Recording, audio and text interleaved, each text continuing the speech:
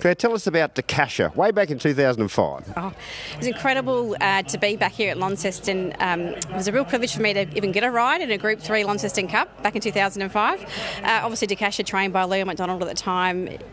Leon had obviously come to Launceston a lot, to even our Hobart. He comes all the time to their carnival down here.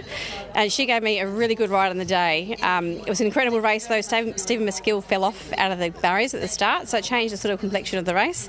But DAKASHA, following Brenda McCool in the race, got to follow the best local leading jockey, got out late into the home straight and went for home, and the winning photo on the wall still there.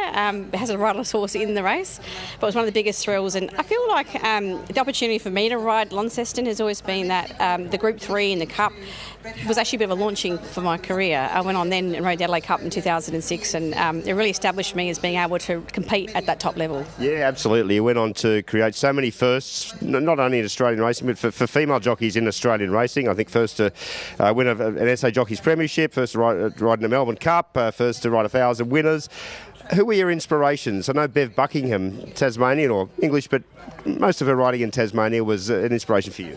Look, I've always said, I think during the 80s and early 90s, definitely the real pioneers of female riders were.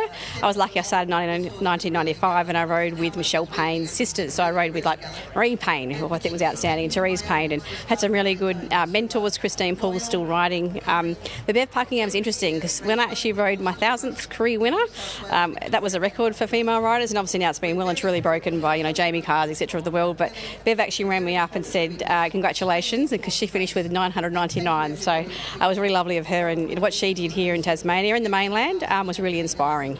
You mentioned some of the pioneers like Michelle Payne, Kath O'Hara, Jamie Mellom and Rachel King and what she's doing on the world stage. When you were riding, did you think you were breaking down those barriers? Was it apparent to you then just how trailblazing you were? Look, I think the media attention, particularly when I became the first Australian female to ride the Melbourne Cup, helped my career. It gave me more opportunities. I guess it made my name a little bit more known, and that sort of comes better rides and then more experience, and that's how you grow. But I really was lucky that I had great trainer support from a lot of like Leon McDonald, Peter Moody, Mark Cummings. I rode for some great trainers who just saw me as a jockey, and that's what I really tried to bring to the table. I mean, it's an incredible industry that men and women compete equally. As we know, equestrian sports, even in the Olympics, men and women on the same team. It really does show that your horsemanship skills count, and I love the fact that's where we are now in racing.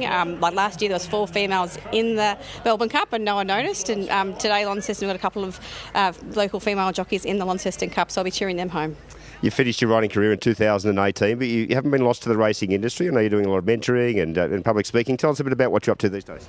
So I've got a role with Racing South Australia in career development and pathways into our sport, and not just passion is riding. And track work riders is particularly, as we all know, we're looking for that. It's definitely a skill shortage which we need to be working with government departments with and liaising with them and making sure that our qualifications are subsidised and that we're aware that these sort of roles exist and making them more prominent in the industry.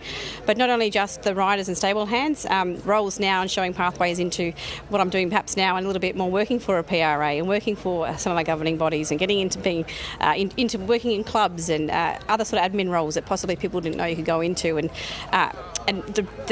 we always say in racing we're such a big employer and very diverse, and I guess perhaps sometimes people don't know how to get involved with that. So even for the likes of equine dentists or farrier and the whole range of things as we know. So just trying to show those pathways, particularly I guess home in South Australia, and hoping to grow the local product.